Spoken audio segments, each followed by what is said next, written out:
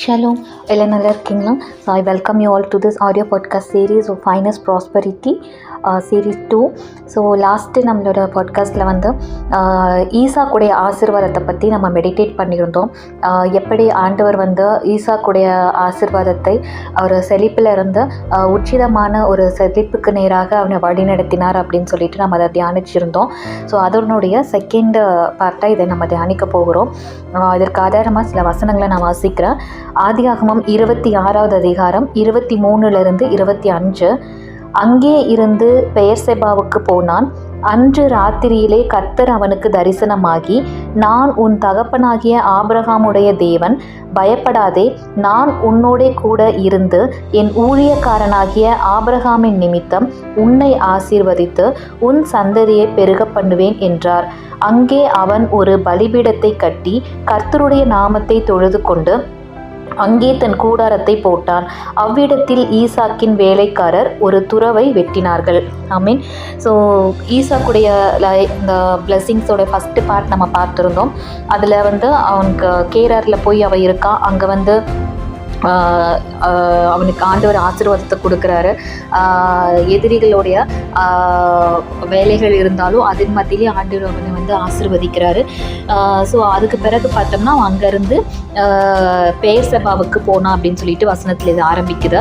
So Beersheba நம்ம already பார்த்துருந்தோம். Beersheba வந்து அவனுடைய அதாவது முற்பிதாக்களுக்கு அது வந்து உடன்படிக்கையாக கொடுக்கப்பட்ட ஒரு இடம் அப்படின்னு சொல்லிட்டு ஆபிரகாமுக்கு வந்து ஆண்டவர் அந்த இடத்துல தான் பெயர்செபாவில் தான் அவனுடைய வாக்குத்தத்தத்தை வந்து நிறைவேற்றுறாரு. ஈசாக்கு பிறந்த இடம் அங்கே தான் ஆண்டவர் வந்து ஈசாக்கை இருக்க சொல்லியிருந்தாரு. ஆனால் பஞ்சத்தின் நிமித்தம் அவன் வந்து கேராருக்கு பெலிஸ்தீர்களுடைய தேசத்தில் போய் அவன் தஞ்சம் அடைகிறான்.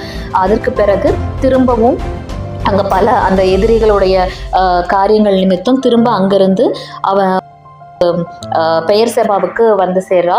அப்போ வந்த அன்னைக்கு இரவு என்ன செய்றாருன்னா, ஆண்டவர் அவன்கிட்ட பேசுறாரு. நான் உன்னோட தகப்பனாகிய ஆபிரகாமுடைய தேவனா இருக்கேன். நான் வந்து ஆபிரகாமுக்கு என்னென்ன வார்த்தைகளை சொன்னனோ அதையெல்லாம் நான் உன் மூலியமாக அதை நான் நிறைவேற்றுவேன். அவன் நிமித்தம் நான் என்ன செய்வேன், உன்னை ஆசீர்வதிச்சு உன்னோட சந்ததி நான் பெருக பண்ணுவேன் அப்படின்னு சொல்லிட்டு சொல்றாரு. அதனால அவன் வந்து என்ன பண்றான், அங்க வந்து ஒரு பலிபீடத்தை கட்டி ஆண்டவருக்கு நன்றி சொல்லி அங்க அவன் வந்து செட்டில் ஆகுறான். அதுக்கு பிறகு அவனுடைய வேலைக்காரர்கள் வந்து அந்த இடத்துல ஒரு துறவை வெட்டுறாங்கன்னு பார்க்குறோம். ஸோ அப்போது அந்த பெயர்செபா அப்படின்னா நம்ம ஆல்ரெடி பார்த்துருந்தோம். அதுக்கு 7 ஊற்றுக்கண்கள் அல்லது உடன்படிக்கையின் ஊற்று அப்படின்னு சொல்லிட்டு அர்த்தம். Well of 7, well of an oath. So அதுதான் அதனுடைய மீனிங்கு. ஸோ அந்த 7 விதம் அப்படிங்கிறது வந்து கம்ப்ளீட்டான பிளெஸிங்ஸ், ஒரு ஃபுல்னஸ். அப்போ கடவுளுடைய முழுமையான அந்த ஆசீர்வாதத்தை அவன் பெயர்செபாவில் தான் அவன் பெற்றுக்கொள்கிறான். அதுக்கடுத்து பார்த்தோம்னா அவனுக்கு எதிராக இருந்தவங்கெல்லாம் அவன்கிட்ட வந்து எல்லாரும் சமாதான உடன்படிக்கை பண்ணுகிறாங்க.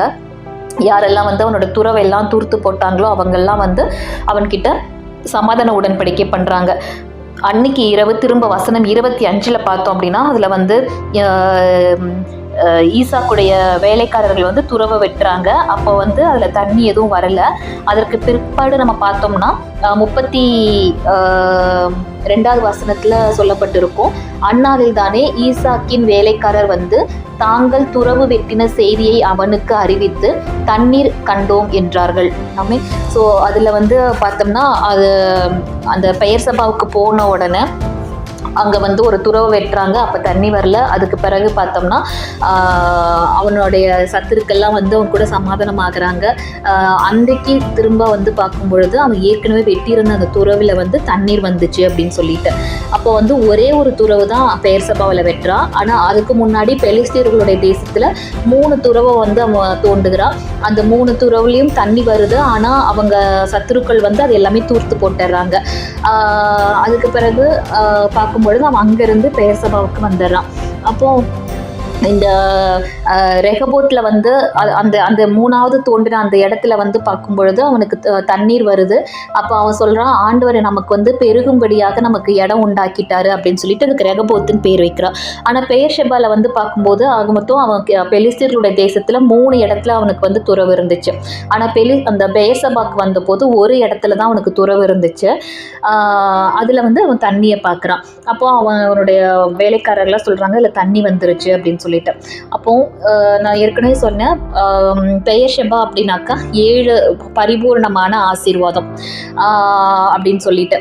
அப்போ நான் ஆண்டவர்கிட்ட கேட்டேன், ஆண்டவரே அவன் பெலிஸ்தீரோட தேசத்தில் இருந்தப்பவாது அவனுக்கு 3 இடங்கள்ல அந்த துறவு அவன் தோண்டினா அதில் வந்து தண்ணி வந்துச்சு. அப்போ அவனுக்கு வந்து அதுதானே பெஸ்ட்டாக இருந்திருக்கணும். ஆனால் இங்கே பெயர்ஷெபாவில் வந்து ஒரே ஒரு துறவு தான் அவனுக்கு இருந்துச்சு. ஆனால் அதை வந்து எப்படி அதை வந்து முழுமையான ஆசீர்வாதம்னு சொல்ல முடியும் அப்படின்னு சொல்லி நான் அதை கேட்டுட்டு இருந்தேன். இப்போ ஆண்டவர் எனக்கு இதில் ஒரு காரியத்தை வெளிப்படுத்தினாங்க. என்னன்னா, அவன் 3 இடத்துல அந்த இடத்துல வந்து அவன் துறவுகளை தோன்றான், அதில் தண்ணி வருது. அப்புறம் வந்து அந்த எதிரிகள் வந்து அதை தூர்த்து போடுறாங்க, எல்லா காரியங்களும் நடக்குது. ஆனால் அந்த உடன்படிக்கையின் இடத்துக்கு அவன் வந்தப்போ அவன் ஒரே ஒரு துறவு தான் தோன்றான், அதில் வந்து தண்ணி வந்துருச்சு. அதை தூர்த்து போடுறதுக்கு யாரும் இல்லை, வாக்குவாதம் பண்ணுறதுக்கும் யாரும் இல்லை. அப்போது அந்த பெயர்ஷெபா அப்படின்னா கம்ப்ளீட் அந்த 7 ஊற்றுக்கண்கள் அப்படின்னு அர்த்தம்.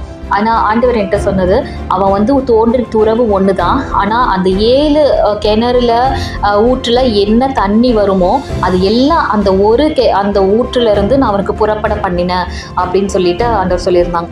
அப்போ அது மாதிரி தான் நமக்கு ஆண்டவர் வந்து நிறையா காரியங்களை வாக்குத்தத்தங்கள் நமக்கு கொடுத்துருக்கலாம். நம்ம வந்து நிறையா ஆசீர்வாதங்களுக்காக காரியங்களை எல்லாமே நம்ம செஞ்சுருக்கலாம். ஆனால் ஆண்டவர் இந்த காரியத்தை வச்சு என்கிட்ட சொன்னது, இந்த வர நாட்களில் தோண்டப்பட்ட ஒரு துறவிலிருந்து என்ன செய்ய போகுது, பல ஆசீர்வாதங்கள் வெளியே வரப்போகுது. அதாவது உங்களுக்குள்ளே இருந்த பல விதமான அந்த ஆசீர்வாதங்கள், அந்த ஊற்றுகள் வெளியே புறப்பட்டு வரும் அப்படின்னு சொல்லி ஆண்டவர் சொல்லியிருந்தாங்க. ஸோ அப்போது ஆண்டவர் குறித்திருக்கிற அந்த உடன்படிக்கை கூட நம்ம கனெக்ட் ஆகும் பொழுது, அந்த இடத்துல நம்ம இருக்கும் பொழுது நமக்குள்ளே இருந்து என்ன செய்யுது, அந்த 7 விதமான, அதாவது தேவனுடைய அந்த பரிபூர்ணமான அந்த ஃபுல்னஸான அந்த ஆசீர்வாதம் நமக்குள்ள இருந்து அது வெளிவருகிறதாக இருக்கு. ஆமீன். ஸோ உங்க மேல இந்த வார்த்தைகளை நான் பேசுகிற இந்த நாட்கள்ல ஆண்டவர் உங்களுக்குள்ள இருந்து எத்தனை லாஸ் நீங்க சஃபர் பண்ணியிருக்கலாம், நிறைய விஷயங்களை நீங்க இழந்து போயிருக்கலாம், சத்துருக்கள் நிமித்தம் நிறைய ஆசீர்வாதங்களை நீங்க மிஸ் பண்ணியிருக்கலாம்.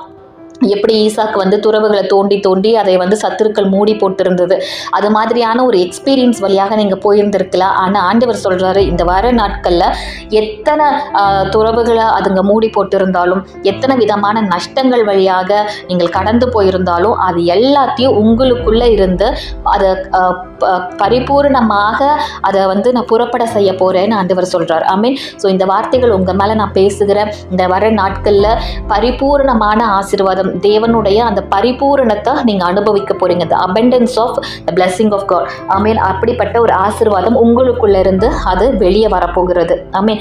ஸோ எப்படி அந்த ஈசாக்குக்கு வந்து அந்த ஒரு துறவு தான் அவன் வந்து அந்த இடத்துல தோன்றான். ஆனால் 7 மடங்கான 7 கிணறுக்கு எவ்வளோ 7 ஊற்றிலிருந்து எவ்வளோ தண்ணி வருமோ அதை அத்தனையும் ஆண்டவர் அந்த ஒரு ஊற்றிலிருந்து அவனுக்கு புறப்பட செய்தார்.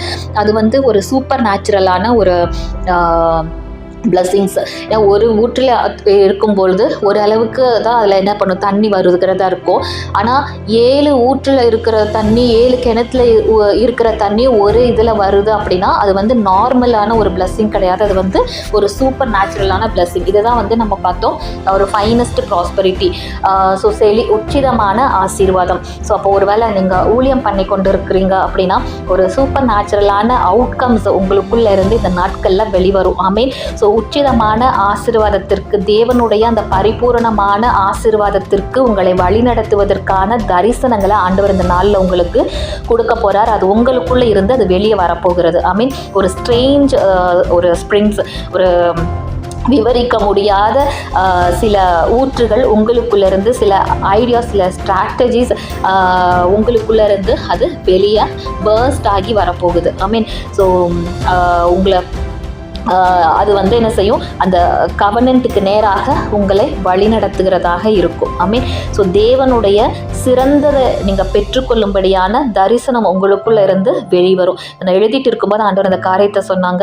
ஸோ தேவனுடைய சிறந்த ஆசீர்வாதத்தை, அவருடைய பரிபூரணமான ஆசீர்வாதத்தை நீங்கள் பெற்றுக்கொள்வதற்கு ஏதுவான சில தரிசனங்கள், சில ஐடியாஸ் எல்லாமே உங்களுக்குள்ள இருந்து வெளியே வரப்போகிறது. ஆமீன். ஸோ ஒருவேளை பிஸ்னஸ் அல்லது ஏதாவது ஒரு ஒர்க், ஜாப்ல எந்த மாதிரியான செக்டார்ல நீங்க இருந்தாலும் அதுல தேவனுடைய பரிபூரணமான, உங்களுடைய லைஃப்ல தேவனுடைய பரிபூரணமான ஆசீர்வாதத்தை நீங்க பெற்றுக்கொள்ளும்படியான சில காரியங்களை உங்களுக்குள்ள இருந்து பர்த் ஆகி அது வெளியே வரும்படியாக, அது பர்ஸ்ட் அவுட் ஆகி வெளியே வரும்படியாக ஆண்டவர் இந்த நாட்கள்ல உங்களுக்கு உதவி செய்ய போகிறார். ஆமீன்.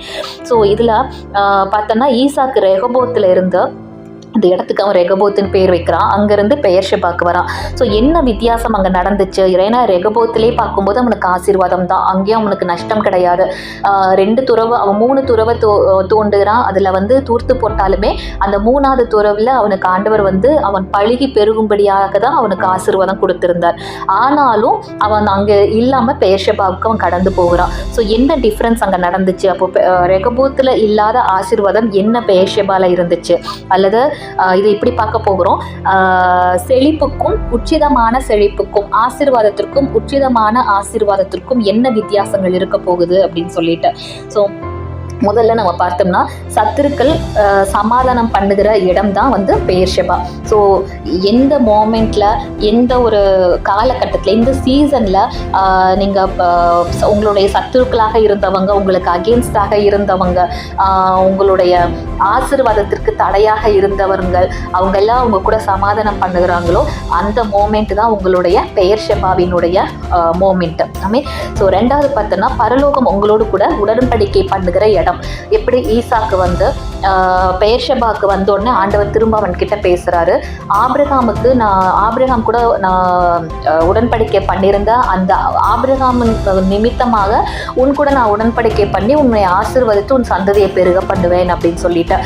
ஸோ அவன் பெயர்ஷெபாக்கு வந்தான். ஆனால் அங்கே வந்து அவன் ப்ரேயர் பண்ணதான் அப்படிலாம் எதுவுமே கிடையாது. அவன் வந்த உடனே ஆண்டவர் அவன்கிட்ட அந்த காரியங்கள் எல்லாமே பேச ஆரம்பிக்கிறாரு. அவன்கிட்ட அவரே வாலண்டியராக வந்து உடன்படிக்கை செய்கிறவராக காணப்படுகிறார். ஸோ இதுதான் வந்து அந்த பெயர்ஷெபாவினுடைய ஆசீர்வாதங்கள். பரலோகமே தானாக முன் வந்து உங்களோடு கூட உடன்படிக்கை பண்ணுகிற ஒரு இடம், ஒரு மோமெண்ட் அது. அடுத்து பார்த்தோன்னா பூர்வத்தில் உரைக்கப்பட்ட வாக்கு தத்தத்தை நினைவு கூறும் இடம். ஏன்னா ஆபிரகாம் கிட்ட ஆண்டவர் வாக்கு தத்தம் கொடுத்திருந்தாரு. ஆபிரகாமுக்கு பிறகு அதை வந்து அவன் இறந்து போயிட்டா, ஆனால் அதை வந்து அவர் நிறைவேற்றணும். அப்போ எப்போ அவன் அந்த பெயர்ஷெபாக்கு வந்தானோ அந்த நேரத்தில் பரலோகம் அந்த வாக்கு தத்தத்தை ஆபிரகாமுக்கு அவன் உயிரோடு இருக்கும் பொழுது கொடுத்த அந்த வாக்கு தத்தத்தை வந்து பரலோகம் நினைவு கூறுது. ஸோ நினைவு கூர்ந்து பூர்வத்தில் உரைக்கப்பட்ட அந்த வாக்கு தத்தத்தை அவனோட வாழ்க்கையில் நிறைவேற்றுவதற்கான ப்ராசஸ் அது வந்து ஸ்டார்ட் பண்ணுது. அடுத்து உன் பிதாக்களுக்கு கொடுத்த வாக்கு தத்தத்தை நிறைவேற்றும் இடம். ஆமே. ஸோ அப்போது இதே தான் இப்போ நான் சொன்னேன். அப்போது உங்கள் பூர்வத்தில் என்னென்ன வாக்கு தத்தங்கள் எல்லாம் உங்கள் மேலே என்ன வாக்கு தத்தங்கள் பேசப்பட்டிருந்ததோ, உங்களுடைய பிதாக்கள் மூலியமாக, உங்களுடைய பெற்றோர்கள் மூலியமாக, அல்லது உங்களுடைய ஸ்பிரிச்சுவல் மென்டார்ஸ், ஃபாதர்ஸ், அவங்களுக்கு என்ன வாக்கு தத்தம் பேசப்பட்டிருந்ததோ அது எல்லாம் உங்கள் மேலே அதை மேனிஃபெஸ்ட் ஆகிறதான இடம் தான் பெயர்ஷெபா. அடுத்து சத்துருக்களே இல்லாத ஒரு இடம். அடுத்து வாக்குவாதம் இல்லாத இடம், ராஜாக்கள் தேடி வருகிற இடம். ஆமீன். ஸோ இதெல்லாம் தான் வந்து உச்சிதமான ஆசீர்வாதத்தினுடைய காரியங்கள். இதுதான் வந்து பெயர்ஷெபாவினுடைய ஆசீர்வாதம். ஐ ரெகபோத்தில் அவன் இருக்கும் பொழுது, அந்த பெலிஸ்தீருடைய தேசத்தில் அவன் இருக்கும் பொழுது நிறைய சத்துருக்கள் அவன் ஃபேஸ் பண்ணுறான். அப்புறம் தேவனுடைய காரியங்கள் எல்லாமே அவனுக்கு வந்து அந்த ரிலேஷன்ஷிப் அது எல்லாமே வந்து அவனுக்கு இல்லாமல் இருக்குது. தேவனுடைய சத்தம் அவனுக்கு கேட்கப்படாமல் இருக்குது. ஆனால் பெயர்ஷெபாக்கு வந்த பொழுது பரலோகமே தானாக வந்து அவன் கூட உடன்படிக்கை பண்ணுது, அவன்கிட்ட வாக்கு தத்தங்களை சொல்லுது. உன்னோட அப்பா கிட்ட, ஆபிரகாம் கிட்ட நான் இந்த மாதிரிலாம் பேசியிருந்தேன், இந்த மாதிரி வாக்கு தத்தத்தை கொடுத்துருந்தேன்னு சொல்லி அது எல்லாமே வந்துட்டு பரலோகம் அவனுக்கு வெளிப்படுத்தக்கூடியதாக இருக்கு. அது மட்டும் இல்லை, அதுக்கு பிறகு அவன் பெயர்ஷெபால இருந்த நாள் மட்டும் அவன் வந்து சமாதானமாக இருக்கான். அதுக்கு பிறகு அவன் தோண்டினா அந்த ஒரு துறவு தான் அவன் தோண்டினான். அதுலேயே அவனுக்கு வேணுங்கிற எல்லா ஆசீர்வாதமும் அந்த ஒரு துறவில் அவனுக்கு இருந்தது. அது அதுக்கு பிறகு அவனுடைய எந்த சத்துருக்களும் வந்து அதை தூர்த்து போடலை, யாரும் வந்து இது என்னோடது அப்படின்னு சொல்லி வாக்குவாதம் பண்ணுறதுக்கான இடமே அங்கே இல்லாமல் இருந்துச்சு. அதுக்கடுத்து பார்த்தோம்னா அவன் பெயர்ஷெபாக்கு போனதுக்கு பிறகுதான் ராஜா என்ன செய்கிறாரு, அவன்கிட்ட வந்து அந்த அபிமலேக்கு அவன் வந்து எல்லாருமே சமாதானம் ஆகிறாங்க. ஸோ இதெல்லாம் தான் அந்த உச்சிதமான ஆசீர்வாதத்தினுடைய காரியங்கள். ஸோ இதே தான் வந்து நம்ம பார்த்தோம்னா எண்ட் டைம் மேனிஃபெஸ்டேஷன், புதிய எருசலேமினுடைய ஆசீர்வாதம்னு சொல்லலாம். ஸோ அதில் வந்து எப்படி ஈசாக்கு வந்து அந்த பெயர்ஷெபால என்னென்ன ஆசீர்வாதத்தெல்லாம் பெற்றுக்கொண்டானோ இது எல்லாமே நமக்கு மேனிஃபெஸ்ட் ஆக போகிற இடம் தான் இந்த new Jerusalem blessings, end time manifestation. So பிசாஸ் எப்படி சத்துருக்கள் இல்லாத ஒரு இடமாக அவன் இருந்ததோ அதே போல இந்த காலகட்டத்தில் சத்ருவுடைய பிசாசனுடைய எந்த ஒரு காரியங்களோ அது நமக்கு இல்லாதபடிக்கு தேவன் நம்மை ஆசிர்வதிக்கிற ஒரு ஜோன் தான் வந்து இந்த new Jerusalem end time manifestation. So இப்போ பிசாசனுடைய ராஜ்யம் முழுவதுமாக அது அழிக்கப்பட்டு அவனுடைய எந்த ஒரு காரியமும் நமக்கு எதிராக அவன் செயல்பட முடியாதபடிக்கு இருளின் ராஜ்யமே இல்லாத ஒரு ஜோனுக்குள்ள நம்ம போக போகிறோம். ஆமீன். ஸோ அப்போ வெளிப்படத்தில் சொல்லப்பட்ட அவனுடைய இறுதி அந்த நியாய தீர்ப்பு நிறைவேறுகிற மேனிஃபெஸ்ட் ஆக போகிற ஒரு சீசன் தான் இந்த எண்ட் டைம் மேனிஃபெஸ்டேஷன். அப்போ எப்படி ஈசாக்குடைய வாழ்க்கையில் அவனுடைய சத்துருக்களே இல்லாத ஒரு இடத்துக்கு அவன் வந்து நின்னான், அதே மாதிரி தான் சபை இந்த நாளில் பிசாசுடைய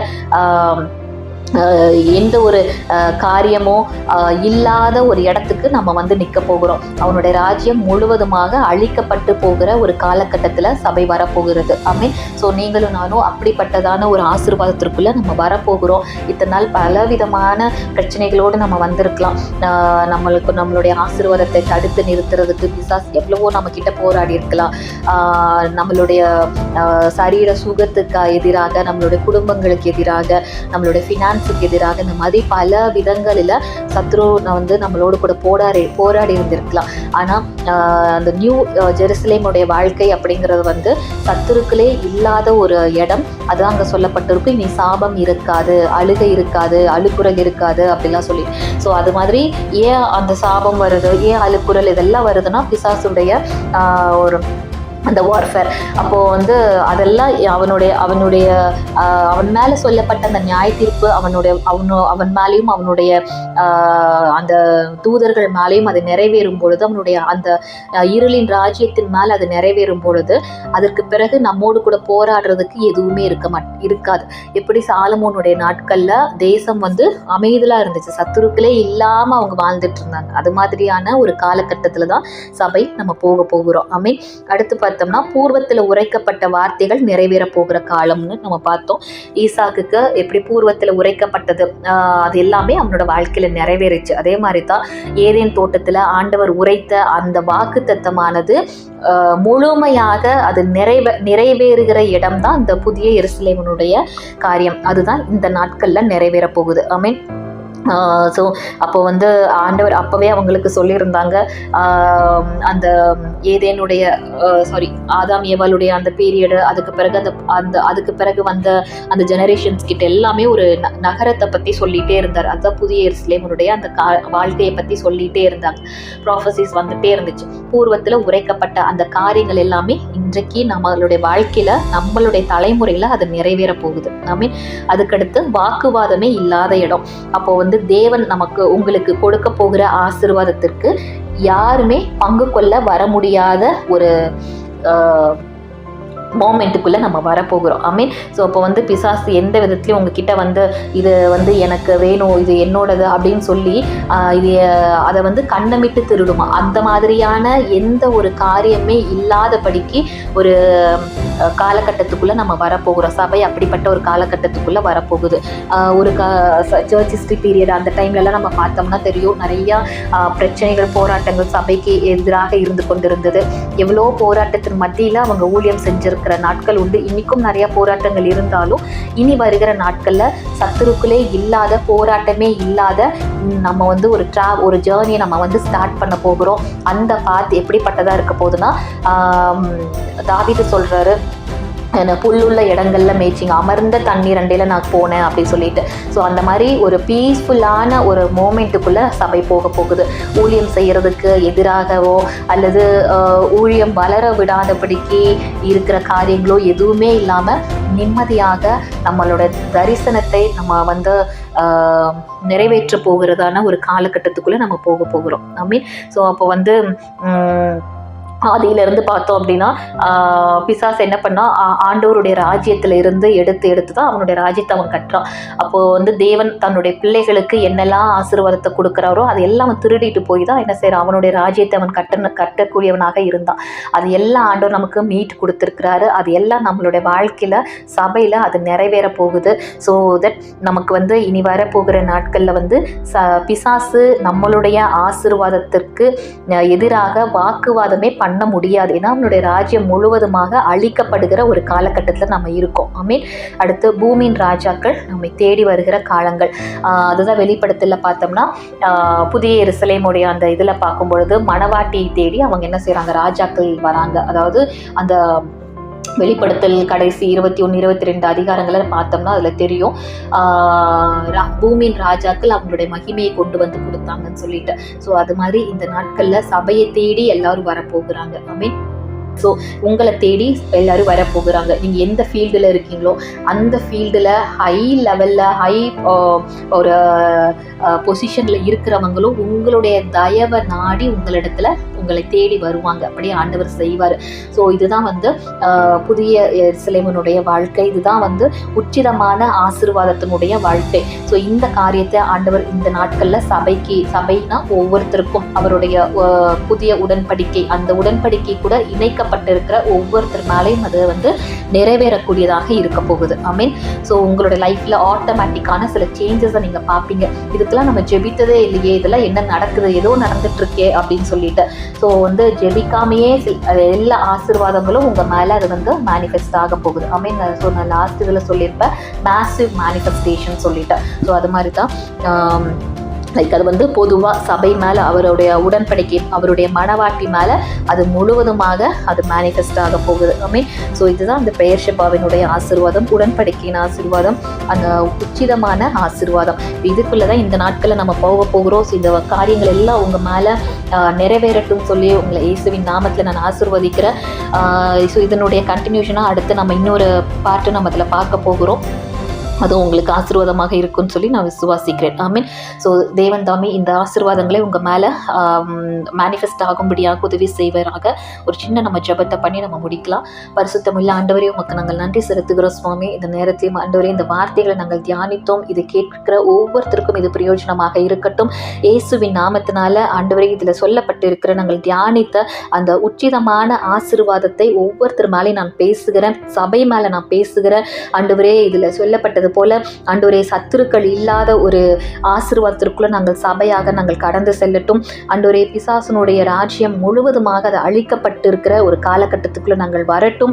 இயேசுவின் நாமத்தில் ஆண்டவரே, ஒவ்வொருத்தர் மேலையும் ஆண்டவரே அவர்களுக்குள்ள இருந்து ஒரு ஸ்ட்ரேஞ்ச் ஸ்ப்ரிங்ஸ், ஒரு ஆண்டவரே இதுவரை இல்லாத ஒரு ஆசீர்வாதங்கள், ஒரு ஆண்டவரே அவர்களுக்குள்ள இருந்து அது பர்ஸ்ட் அவுட் ஆகி வெளியே வரட்டும் சொல்லி நான் பேசுகிறேன். விசேஷமாய் ஊழியம் செய்கிறவர்களுக்காக நான் பேசுகிறேன். ஆண்டவரே, அவர்களுக்குள்ள இருந்து அவர்கள் எந்த ஊழியத்தை செய்தார்களோ, அப்போஸ்தலராகவோ அல்லது ஆண்டவரே பாடகர்களாகவோ அல்லது மேய்ப்பர்களாகவோ எந்த மாதிரி ஒரு மியூசிஷியன்ஸாக என்ன மாதிரியான ஊழியத்தை அவர்கள் செய்கிறவர்களாக இருந்தாலும், அட்மினிஸ்ட்ரேஷன்ஸில் இருக்கிறவர்களாக இருந்தாலும் அவர்களுக்குள்ள இருந்து ஆண்டவரே ஒரு இதுவரை இல்லாத ஒரு ஐடியாலஜி, ஸ்ட்ராட்டஜிஸ் அவர்களுக்குள்ளே இருந்து வெளியே வரட்டும். ஆண்டவரே, அவர்களுக்குள்ளே இருந்து உங்களுடைய ஆண்டவரே அந்த கம்ப்ளீட் அந்த ஃபுல்னஸ் ஆஃப் பிளஸிங்குள்ள அவர்கள் உச்சிதமான அந்த ஆசீர்வாதத்திற்குள் அவர்கள் போகுவதற்கு ஏதுவான காரியங்கள் அவர்களுக்குள்ளே இருந்து இயேசுவின் நாமத்தில் வெளியே புறப்பட்டு வரட்டும் சொல்லி நான் பேசுகிறேன். ஆண்டவரே, அவர்களுக்குள்ளே இருந்து வெளியே புறப்பட்டு வரப்போகிற அந்த தரிசனங்கள், அந்த ஆசீர்வாதங்களை தடை செய்யவும், ஆண்டவரே அதை உரிமை கொண்டாடவும், அதுக்கு எதிராக வாக்குவாதம் பண்ணவும் யாரும் இருக்கக்கூடாது என்று சொல்லி நான் அவர்கள் மேலே பேசுகிற சுவாமி. ஆண்டவரே, அவர்களுக்குள்ள இருந்து வெளியே வரப்போகிற அந்த ஆசீர்வாதத்தை அவர்கள் ஆண்டவரே சமாதானத்தோடு சுதந்திரிக்கும்படியாக, தலைமுறையாக அதை அவர்கள் சுதந்திரிக்கும்படியாக அந்த ஆசீர்வாதத்தை அவர்கள் மேலே நான் பேசுகிறேன். ஆண்டவரே, அதே போல அவங்க எந்த ஃபீல்டில் இருந்தாலும் அதில் இருக்கக்கூடிய ஆண்டவரே அவங்க ஹையர் அத்தாரிட்டிஸ் அவர்களுடைய தயவை தேடி அவர்களிடத்தில் வரும்படியாக செய்வீராக. பூமியின் உயர்ந்த இடங்களில் உங்களுடைய பிள்ளைகளை நீர் ஏறி இருக்க செய்ய வேண்டுமா நான் ஜெபிக்கிற சுவாமி. ஆண்டவரே, நீர் அப்படியே செய்ய போறதுக்காக நன்றி. ஒரு சூப்பர் நேச்சுரல் அவுட்கம் அவர்களுக்குள்ளே இருந்து வரட்டும். இயேசுவின் நாமத்தில் சபையில் இருந்தும் அது வெளியே வரட்டும் சொல்லி பேசுகிறார். இதுவரைக்கும் இல்லாத ஆண்டவரே ரெவலேஷன்ஸ் ஆண்டவரே சபையிலிருந்து வெளியே வரட்டும். இதுவரைக்கும் இல்லாத ஆண்டவரே அந்த லிரிக்ஸ் டியூன்ஸ் எல்லாம் வெளியே வரட்டும் இயேசுவின் நாமத்தில். இதுவரைக்கும் இல்லாத ஆண்டவரே அந்த வர்ஷிப் அனாயிட்டிங் வெளியே ரிலீஸ் ஆகட்டும்னு சொல்லி பேசுகிறார். இதுவரைக்கும் இல்லாத யூனிட்டி இயேசுவின் நாமத்தில் ரிலீஸ் ஆகட்டும். இதுவரைக்கும் இல்லாத அனாயிட்டிங் இயேசுவின் நாமத்தில் ரிலீஸ் ஆகட்டும். ஆண்டவரே உமக்கு நன்றி சுவாமி. எல்லாம் சூப்பர் நேச்சுரல்ஸாக ரிலீஸ் ஆகட்டும் சொல்லி நான் பேசுகிறேன். ஒவ்வொருத்தர் மேலேயும் இதை கேட்கிற ஒவ்வொருத்தர் மேலேயும் அந்த சூப்பர் நேச்சுரல் அவுட்கம்மை நான் பேசுகிறேன். ஆண்டவரே, அந்த ஒவ்வொரு சூப்பர் நேச்சுரல் அவுட்கமும் உங்களுடைய அந்த ஃபைனஸ்ட் ப்ராஸ்பரிட்டியை அவர்கள் அனுபவிக்கும்படியாக அதற்கு நேராக அவர்களை வழி நடத்தட்டும். நீர் எல்லாம் ஆண்டவரே உங்களுக்கு உதவி செய்ய போகிறதுக்காக உங்களுக்கு நன்றி செலுத்துகிறோம் இயேசுவின் நாமத்தில் பிதாவே, ஆமென். So thank you all. So next சீரீஸில் நம்ம இதுக்கு அடுத்த இந்த ஃபைனஸ்ட் ப்ராஸ்பரிட்டியில் ஆண்டவர் அடுத்து எப்படி என்ன விதமான ஆசீர்வாதம் இதில் இருக்குங்கிறத நம்ம மெடிடேட் பண்ணுவோம். So God bless you.